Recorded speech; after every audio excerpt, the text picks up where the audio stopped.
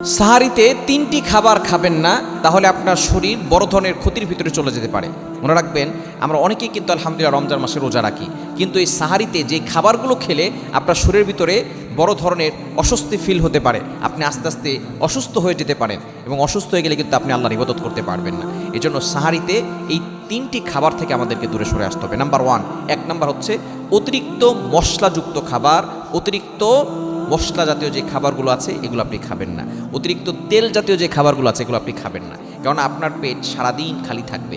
তো আপনি যদি শুরুতেই দেখা যাচ্ছে যে অতিরিক্ত মশলাযুক্ত খাবার খেয়ে ফেলেছেন এবং ভারী খাবার খেয়ে ফেলেছেন, বিশেষ করে তেলযুক্ত খাবার, চর্বিযুক্ত খাবার, এরপরে মশলাযুক্ত খাবার, এই খাবার খাওয়ার ফলে আপনার পেটের ভিতরে বদহজম হতে পারে, হজমের সমস্যা হতে পারে, এবং আস্তে আস্তে আপনি অসুস্থ হয়ে যেতে পারেন।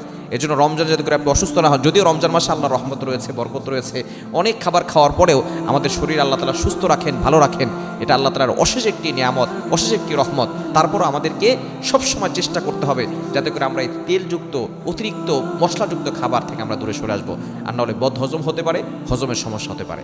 দ্বিতীয় নাম্বার হচ্ছে অতিরিক্ত মিষ্টি জাতীয় খাবার সাহারিতে খাবেন না। অতিরিক্ত মিষ্টি যে খাবারগুলো আছে, আমরা অনেকেই চিনি বেশি খাই। বর্তমান চিকিৎসা বিজ্ঞানও বলছে চিনি যত কম খাবেন তত বেশি সুস্থ থাকতে পারবেন। চিনি যত বেশি খাবেন তত বেশি আপনার শরীরের ভিতরে রোগ বাসা বাঁধবে। এজন্য চিনি অনেক কম খাওয়ার চেষ্টা করবেন। বিশেষ করে আমরা অনেকেই মিষ্টি জাতীয় খাবার এখানে যদি আপনি সাহারিতে খান, তাহলে আপনি আস্তে আস্তে আরও বেশি রোগের ভিতরে চলে যেতে পারেন। এবং 3 নাম্বার হচ্ছে আমরা অতিরিক্ত বেশি পানি খেয়ে থাকি। মনে করি যে এই সময়ে সব পানি খেয়ে ফেলবো, তারপরে যদি আপনি বেশি পানি খেয়ে ফেলেন, হ্যাঁ আপনি পানি খাবেন, সর্বোচ্চ 1 থেকে 2 গ্লাস পানি আপনি খেতে পারেন। তবে অনেকে আছে 1 লিটার 1.5 লিটার পানি খেয়ে ফেলে। যখন আপনি 1 লিটার 1.5 লিটার পানি খাবেন, তখন এই পানির কারণে দেখা যাচ্ছে বারবার আপনার পেশাবে চাপ দিবে, বারবার আপনার পায়খানা হবে, এবং আস্তে আস্তে দেখা যাচ্ছে দুপুর হওয়ার পর থেকেই আপনার শরীরটা একেবারে দুর্বল হয়ে যেতে পারে। এজন্য পানি সর্বোচ্চ 1 থেকে 2 গ্লাস খাওয়ার চেষ্টা করবেন। অতিরিক্ত পানি 1 লিটার 2 লিটার পানি খেয়ে ফেলবেন। এভাবে খেলে কিন্তু দেখা যাচ্ছে আপনি আরও অসুস্থ হয়ে যেতে পারেন, এবং শেষ সময় আপনার দুর্বলতা ভাব চলে আসতে পারে।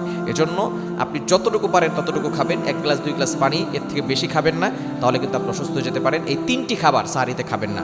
সাহারিতে অবশ্যই খেজুর খাওয়ার চেষ্টা করবেন। নবী সাল্লাল্লাহু আলাইহি ওয়াসাল্লাম সাহারিতে খেজুর খেতেন, একটা হলেও খেজুর খাবেন। আপনি আর যাই কিছু খান না কেন, এই যে তেলযুক্ত খাবার খাবেন না, এগুলো খেলে আপনি অসুস্থ হয়ে যেতে পারেন। চিনিযুক্ত খাবার, বেশি পানি পান করা, এগুলো থেকে দূরে সরে আসতে হবে, এবং পাশাপাশি খেজুর খাওয়ার চেষ্টা করবেন, কারণ খেজুরের ভিতরে বরকত রয়েছে, নেয়ামত রয়েছে। অনেকে সাহারি না খেলে মনে করে রোজা হয় না। সাহারি না খেলে রোজা হবে, তবে সাহারির ভিতরে বরকত আছে। রাসূল সাল্লাল্লাহু আলাইহি ওয়াসাল্লাম বলেছেন, তাসাহহারু ফা ইন্না ফিস সাহুরি বারাকাত, তোমরা সাহারি খাও, সাহারির ভিতরে নেয়ামত রয়েছে, বরকত রয়েছে।